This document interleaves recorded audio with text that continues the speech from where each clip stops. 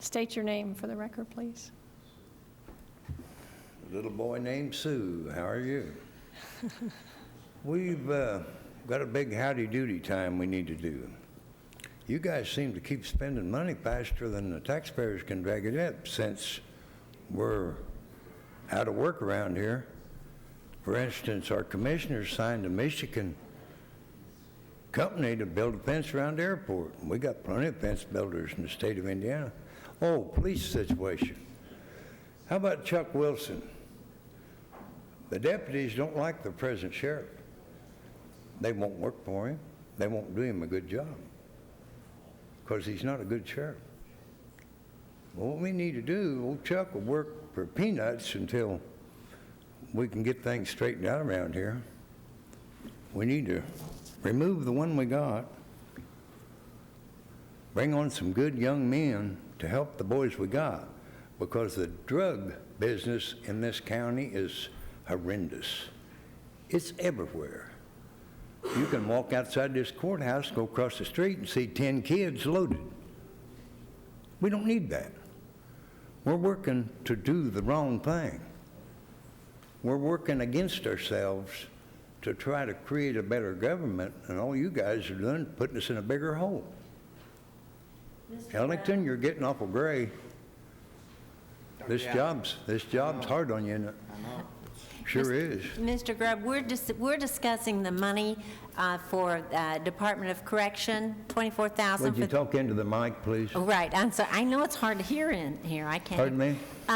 The Department of Corrections, that's what we're talking about right now. This is not just regular public comment time. Well, I've got to worm in wherever I can because you guys just won't let me talk. Well, I just wonder if you had anything in I've got a head particular you full want to that you say need. about the Department of Correction. I've got a head full of good, honest politics you need out of here. I remember you, Ms. Hawk, over at Ellisville before they built the road. Yes. You had 3 money men sitting behind you were working for. I think they ought to delete you from the force. I think you remember my father. I'm going to sit down until my next turn. Thank you. Bye. Thank you, Mr. Grubb. If you are not a competent instructor, you actually do more harm than good. You actually increase recidivism if it's not a qualified instructor. And as I said, with the cost,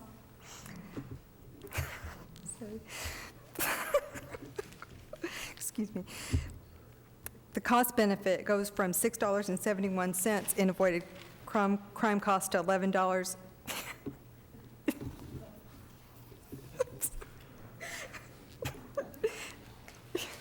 66 cents. It's been a long day. With the competent instructor, however, they have found that it actually increased the cost benefit.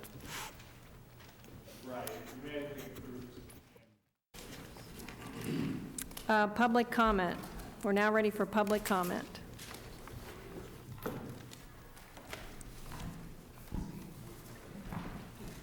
David R. Grubb.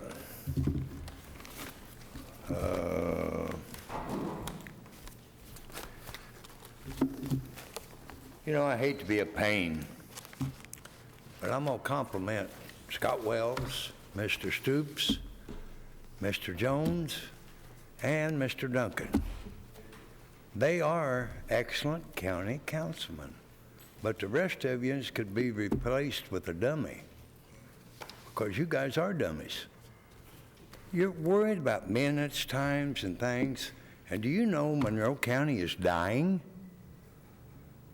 We've got ailments we've never heard of before, all from our beautiful landfill that nobody's trying to seal up and stop the arsenic of lead from getting into big Monroe that the federal government put all their money in to build.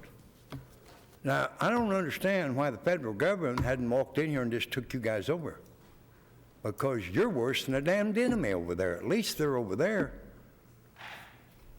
You're killing your kids and your people right here now, and you're worried about dollars and getting your little cut from some hot, big money person that wants to come in here. You know, back when the Michigan man, the big expert, come in here on Dunn and Fifth Street and moved out the trees so they could correct Jordan Creek, Jordan River, whichever it's called. I watched that man operate. This guy standing right here is a hell of a lot more of an authority on trees than that dude was, and they paid him something like $60,000. Hell, I'd have donated it. Another thing, this Michigan man down here building fence. We don't need Michigan down here. Hell, we got enough of them coming in here stealing off of us. I've rented to probably 6 of them, and they come in and rent off of you, and then they go out and pilfer around the countryside and steal tools, anything they can get a hold of. Then they ship them back north, so it's not caught here. They won't sell them across the street. They take them to Michigan. I happened to interrupt a man. He's supposed to bring me some rent money, like $765. He said, I'm going home Friday to Michigan. My parents will give me the money. Good. So I sat and waited and watched him leave. I followed him out of town. I came back. I went to the back door and broke in my own building and loaded up everything he had in there. This man had enough tools to run monstrous garage. He'd shucked them out of the county. Now, I hid him. I waited 2 years. Let me talk, please, because this is very important. We've got young kids here that don't know right from wrong because you people don't know how to teach them right from wrong. Us old dogs do that care about this country. America is the greatest thing in the whole universe. I've studied it solid since 1989 when the creeps and the damn Democrats put me down. And I've lost a lot of other good friends back through the years from our freaks. I wish the devil would hurry and get them, because we need to get back on the path of God Almighty. If we don't, them camel jockeys are sitting in every motel that was deleted all around on 40. They run in here and buy them up with that big oil money. And then they're sitting here plotting against us. And then they start working on the neighbors, and down a few blocks away or wherever, they're out to destroy America. And you people are worried about prestige and all this. We're in hard times, people. I was born right at the end of the Depression. I know what hard times is. I lived it. And now I'm living it again. At the age of almost 65? Not right.